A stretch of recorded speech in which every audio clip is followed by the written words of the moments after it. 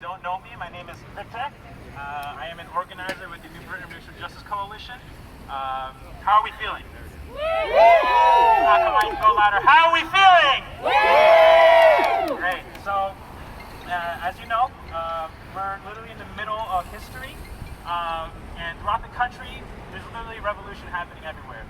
It started in Minneapolis, and we want to bring it into New Britain. So, along with all the stuff that we're fighting for, such as defunding the police,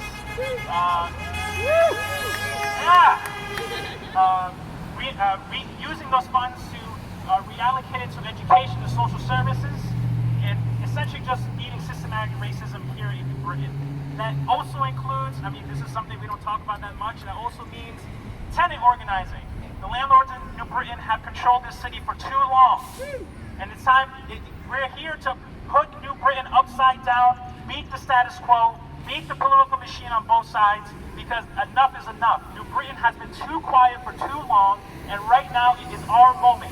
It is the working class moment to make sure that we get what we deserve as working people. Hey everyone, thanks for coming out. My name is Andrea, or Hosea. I'm an immigrant rights organizer in Connecticut, and as a Black person, as an Indigenous person, as Puerto Rican, this man does not speak for me. It does not speak for the majority of us. This man only speaks for colonizers and the ones that want to keep oppressive systems in place. So thank you all for coming out. We know how important this is. It's a symbol, right? But it's an important symbol. And it's a symbol of all the work that we're doing and the work that we'll continue to do to continue to dismantle racism in the city, and the state, and in this country. So thank you. My pronouns are she, they, them. So I'm here with New Britain Racial Justice, and also with Connecticut Students for a Dream. I'm a community organizer that fights for immigrants and people of color, etc. You name it, and an abolitionist as well. So I went to elementary school here, right? If y'all know, like elementary, like it teaches us who this man is, and like they don't tell us the real shit, right?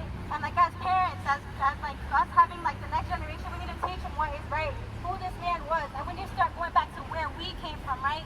How did my parents come here, right? How did everyone's parents come here? The real facts. So we really need to bring that to like the Board of Ed and to the city, to Aaron Store and everyone in that building, because they need to understand that we need the real facts. So thank you all for coming out. Thank you for being here. Next time, I encourage y'all to bring a friend and tell them to invite another friend, so we can have more people, right? Christopher Columbus represents a legacy of colonization that the people have spoken blatantly that needs to end. And we need to, and as we go out and make these demands known, we have to keep in mind that these statues are really just the first step. This is an act of decolonization where we're taking the land back and giving it to the hands of the people who work it day in and day out. And it's the people, obviously. So with that, folks, I say, let's go out there and march happily. Yeah. So first I want to start by talking about the legacy of Columbus and Puerto Rico.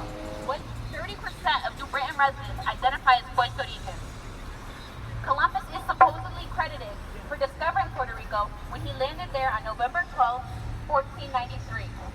In reality, he brought a legacy of colonial violence perpetuated against the native Taino people. European colonizers decimated Puerto Rico's native population through enslavement and European diseases that they brought to the island. Puerto Rico is one of the world's oldest colonies. It has been under military occupation or protected status since 1508. So that's one of the aspects of why it's so important in particular for this town to remove this statue. I also wanted to talk a little bit about the history of racism here in New Britain, because that will help contextualize what is going on in this present moment. So New Britain territory is actually the territory of the Tussis and Wangan tribes. Primarily they use this area for their hunting. English colonists created laws in New Britain that specifically targeted indigenous people, and that ultimately decimated New Britain's indigenous population. Wealthy landowners here in the city took indigenous land and created the city of New Britain. Some landowners, most notably Thomas Stanley, who you might recognize from Stanley Quarter Park or A.W. Stanley in that land, used used slave labor to maintain their land. Here in New Britain, we use slave labor to maintain that land. If you fast forward into history to the 60s, after Martin Luther King died in 1967, the New Britain police sealed off an entire black neighborhood after one motorist was attacked. The police force has historically been used to over-police neighborhoods, and it's especially symbolic where we are standing right now. We are standing at a particular intersection. On one side, we see a pretty well-off Little Poland. On the other side, we see very poor black and brown neighborhoods in the North End. This is a direct result of the racial violence that founded this city, and we have to continue to address that. We cannot Recommendation to see if they want to remove the statue or not. Then a month later, they come back and say the recommendation, and it's up to the council to decide to remove it or not. We just think it's a very long process because a lot of towns have already removed the statue. And plus, we also have to really push a city planning commission meeting because the next one's not until September, but we need it to happen now. So, you want the city to follow that process, or you would like to see it down much more quickly? So we're calling for the immediate removal of the statue. That is our goal. That's what we would like to see. If we can't get that, we're still going to continue pushing for the removal of the statue by any means.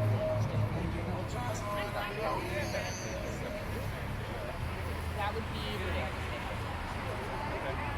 Any thoughts about where you'd like to see the statue go? Or?